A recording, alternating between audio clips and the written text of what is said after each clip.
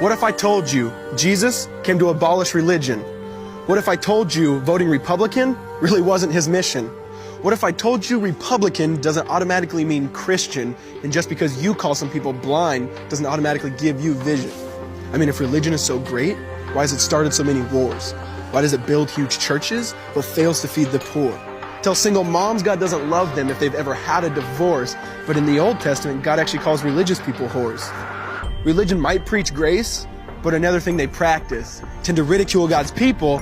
They did it to John the Baptist. They can't fix their problems, and so they just mask it, not realizing religion's like spraying perfume on a casket.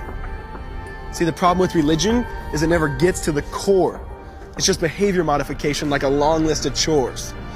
Like, let's dress up the outside, make it look nice and neat. But it's funny, that's what they used to do to mummies while the corpse rots underneath.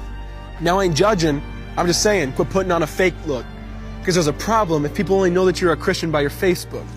I mean, in every other aspect of life, you know that logic's unworthy. It's like saying you play for the Lakers just because you bought a jersey. See, this was me too, but no one seemed to be on to me. Acting like a church kid while addicted to pornography.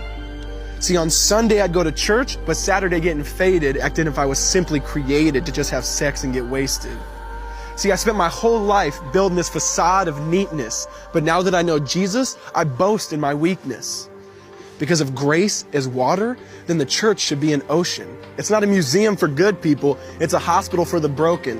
Which means I don't have to hide my failure, I don't have to hide my sin. Because it doesn't depend on me, it depends on Him.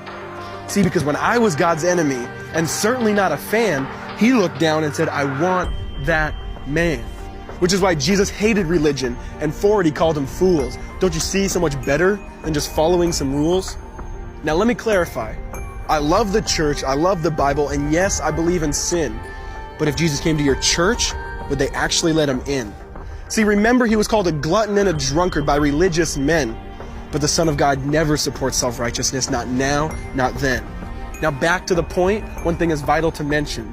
How Jesus and religion are on opposite spectrums. See, one's the work of God, but one's a man-made invention. See, one is the cure, but the other's the infection.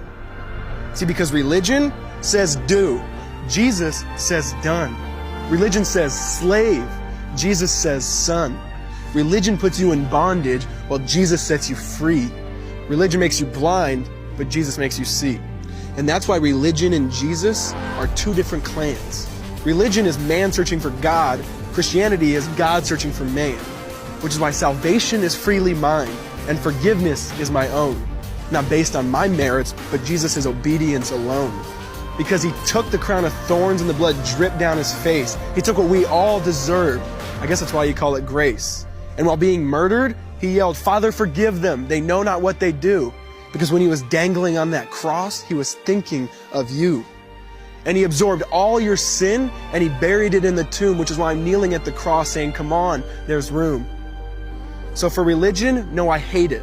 In fact, I literally resent it. Because when Jesus said, it is finished, I believe He meant it.